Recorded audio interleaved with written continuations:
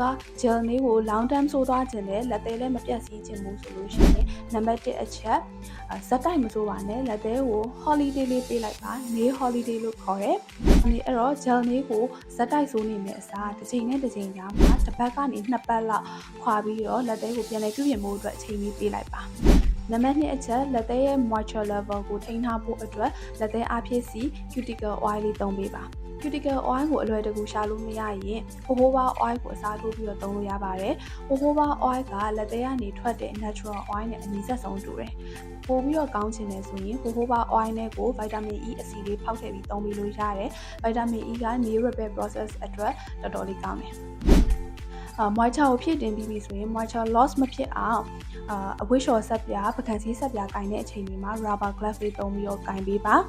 နံပါတ်4အချက်က supplements ဖြည့်စွက်စာအနေနဲ့ biotin ကိုတောက်ပေးလို့ရတယ်တနေ့ကို2.5 to 5 mg လောက်ပဲတောက်ပါဒါကဖြည့်စွက်စာဖြစ်တဲ့ကုသမှုမဟုတ်တဲ့အတွက်ကြောင့်ချက်ချင်းတောက်ချက်ချင်းသက်သာတော့ဖြစ်မှာမဟုတ်ဘူး2လ3လလောက်တော့ဆွဲတောက်ပေးဖို့လိုတယ်